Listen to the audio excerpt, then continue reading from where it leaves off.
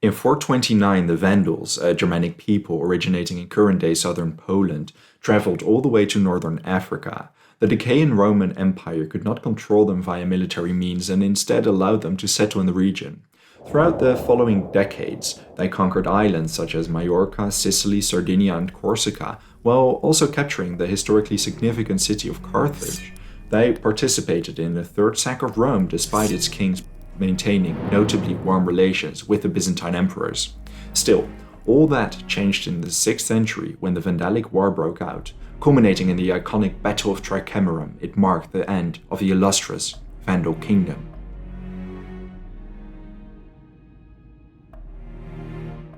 In 527, Justinian became the Byzantine emperor. He is described as a great lawgiver, builder, administrator, and a devout Christian, characteristics which his epitaph, the Great, emphasize. One of his foremost self-imposed missions as he ascended to the throne was to reconquer the former lands of the Western Roman Empire, the so-called Renovatio Imperii. These lands had been lost to the Germanic invaders, mainly the Ostrogoths, Visigoths, and Vandals. In addition, he wanted to centralize power in the person of the Eastern Roman Emperor himself. With his motto, one empire, one law, one church, he had his work cut out for him. Justinian became emperor as the Iberian War waged on, pitting the Sassanid Empire against Byzantium. The cause of the conflict was the Eastern Georgian Kingdom of Iberia, which had sided with the Byzantines and forfeited its tributary payments to the Sassanids. The initial years of the war saw the Persians attain several victories and conquer territory in Mesopotamia. But around 530 the tide turned when the young Thracian general Belisarius took command. In 530, Belisarius and a force of 25,000 soldiers faced 40,000 Persians at Dara. Though heavily outnumbered, the Byzantines emerged victorious thanks to Belisarius' skillful command. Trying to make up for the defeat, the Sassanids launched an invasion through the kingdom of Commagene. Understanding what they were trying to do, Belisarius forced the Sassanids to fight them at Callinicum. Both sides suffered hefty losses, but the Sassanids won a tactical victory. In 532, Byzantium eventually concluded a peace treaty by agreeing to pay tribute.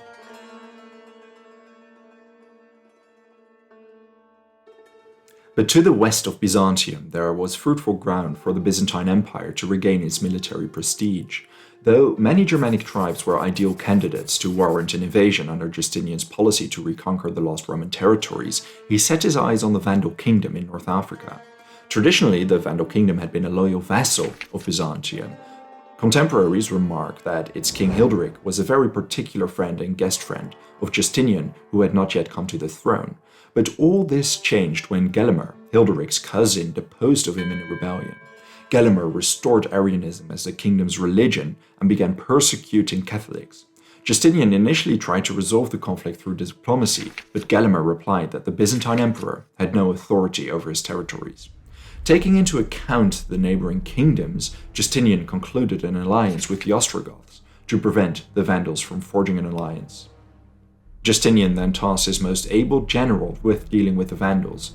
Belisarius assumed command of a Byzantine expeditionary force. In late summer 533, he and his soldiers were transported by 500 ships accompanied by 92 dromons. They landed at Cape Vada with approximately 15,000 troops, 10,000 infantry, and 5,000 cavalry. His army consisted of Byzantines, Hun mercenaries, and several local auxiliary units.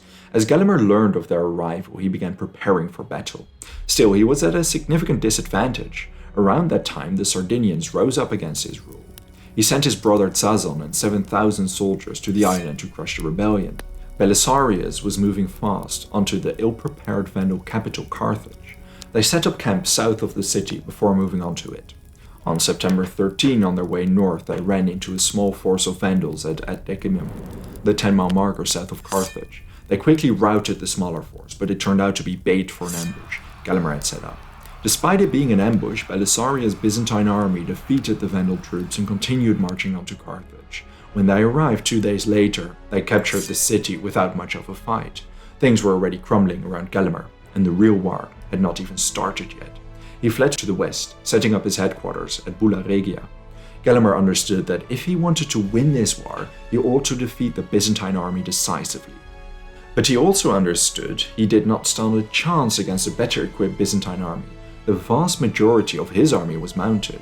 This so-called knight army is sometimes described as the precursor of the later medieval knights. Yet the vast majority of his army consisted of conscripts, while the Byzantine army could rely on volunteers. As such, he began trying everything to augment his army. Firstly, he sent a letter to his brother Tsazon in Sardinia requesting that he return as soon as possible. He also issued monetary rewards if the local auxiliary troops helping Belisarius defected. In December, Tsazon arrived. In total, Gelimer now commanded between 15 and 20,000 troops, mainly cavalry. It seemed like the moment of truth had come, as he lined up his army and advanced onto Carthage. Meanwhile, over in Carthage, Belisarius learned of his movements. He exited the city together with his army and moved west. He left behind a small contingent of no more than 500 troops in case of a Vandal attack against the capital. Both armies were now marching towards each other in anticipation of the final battle. Gelimer's Vandals camped the night before at Tricamarum, a bit north of a shallow creek and 17 miles to the west of Carthage. Augmented with Tsazon's veterans, Gelimer commanded between 15 and 20,000 troops, outnumbering the Byzantines significantly. Most of them were cavalry. Archaeological evidence suggests most were simple spang-and-helm designs, chainmail and large circular shields, though their offensive spear usage was different from that of the Romans. It is assumed the Vandals never threw their spears, instead they used them as melee weapons. One thing is for certain, considering the vast majority of their troops were mounted and mobile, they were a formidable force to meet in battle. On the morning of December 15, Gelimer ordered his troops out of their encampment. Some sources indicate that Gelimer tried to force a battle at Tricamarum, estimating the Byzantines passed there before noon. He knew their soldiers ate lunch and wanted to force them to fight on an empty stomach. Other sources mention that Gelimer's troops were in a disorganized state, and the Vandal king did not expect the encounter with the Byzantines at this stage. However, most modern historians agree that Gelimer was aware of the Byzantine movements and figured he had the numerical advantages as long as the Byzantine infantry did not arrive. Therefore, it was in his best interest to force a battle as soon as possible. Meanwhile, on the Byzantine side, they did not expect the encounter at all. One of Belisarius' trusty generals, John the Armenian, commanded the vanguard of the cavalry. Belisarius rode with approximately 5,000 cavalry, followed by the Hun cavalry in the rear. Reason for this positioning was his fear that the Huns might defect, considering Gelimer offered bounties if they would. Far behind followed the Byzantine infantry. In the morning, the Byzantine vanguard was surprised when they suddenly ran into Gelimer's army positioned at the opposite side of the creek they were passing. When the Byzantines noticed Gelimer's troops, John the Armenian commanded the cavalry to take positions. Belisarius entrusted him with the command of the army during the initial stages of battle. It is unknown why the Byzantines did not wait for their infantry to arrive, although they likely presumed Gelimer was not expecting a battle and wanted to seize the momentum. John the Armenian stood at the center of the army holding the banner among his comitatus. His left flank was manned by between 3,000 and 4,000 horse archer units, augmented by heavily armored foederati to support them in close combat. The right wing consisted of regular cavalry numbering between 2,000 and 3,000. The Huns stood far behind the cavalry and were ordered not to attack until they saw which side was winning to strengthen them. As for the Vandals, Tsazon stood at the center together with his veteran cavalry from Sardinia. To his left and right, his commanders led the remainder of his army. In their rear, a contingent of their more allies stood awaiting the battle's outcome before they would charge into the losing flank. Gelimer did not command a certain contingent, but rather he rode around between all units encouraging them to fight. He also ordered his men to use their swords in battle, understanding the Vandal weakness against archers. It was a way to ensure close combat. Assuming Gelimer was not expecting battle, John the Armenian decided not to wait for his infantry to catch up. Outnumbered at least 2-1, he ordered the attack against Gelimer's forces. The battle commenced as a few troops from the Byzantine center charged at the Vandal center and engaged in a skirmish. The strategy behind the skirmish was to provoke the Vandals in a large counterattack across the creek, launching a charge at them as they crossed the water. Tsazon must have known what the Byzantines were trying. The Vandals continued launching modest counterattacks to repel the cavalry vanguard, but they held the line and did not cross the creek.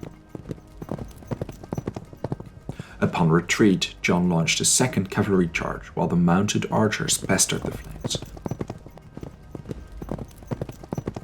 Once again engaging in a skirmish, it was clear that the arrows alone would not do enough damage. The second cavalry charge too was repelled, but the Vandals refused to cross the creek. Realizing the Vandals would not be drawn out, John decided to use heavier force. He ordered the entire center cavalry wing to charge at Sazon's forces. The charge hit the Vandal center hard, and bitter close combat broke out between them.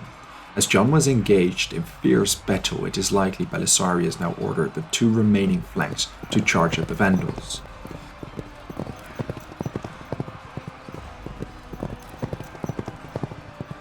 Once again, the Byzantine cavalry charge hit hard at the flanks.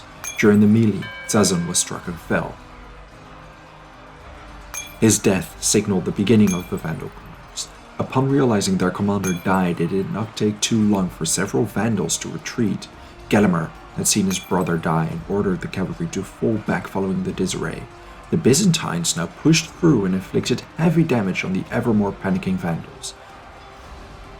Withdrawing from the battlefield unnerved those Vandals who were still engaged in battle.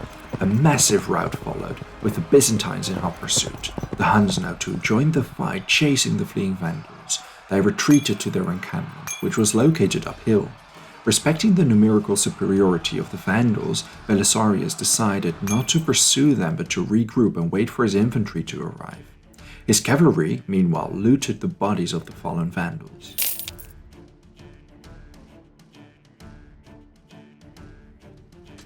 His infantry arrived in the late afternoon.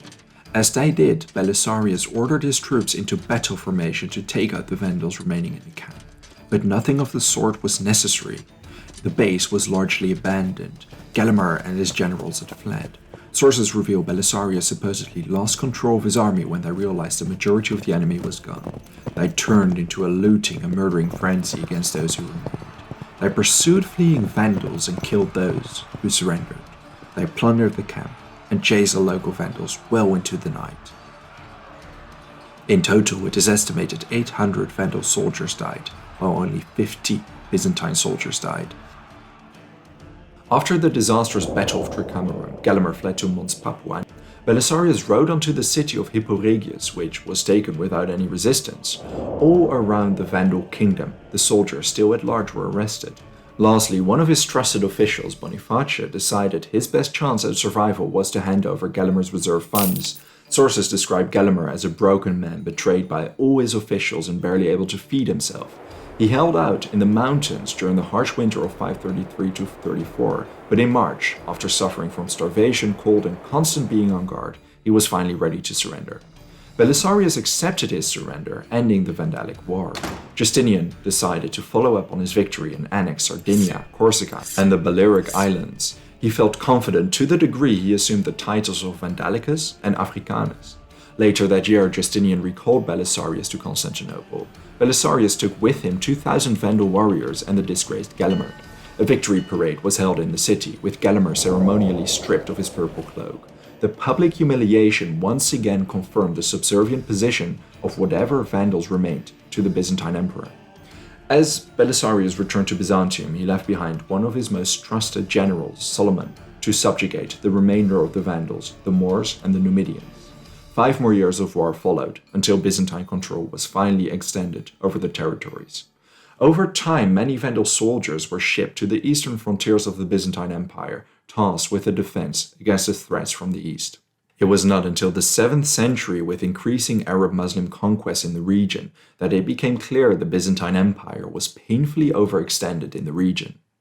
Thank you very much for watching this video. If there's a topic or event or battle you would like to know more about, let me know your thoughts in a comment. I would also really like to thank all my patrons and channel members for their generous support. If you enjoy House of History and want to support my work, consider joining me on Patreon.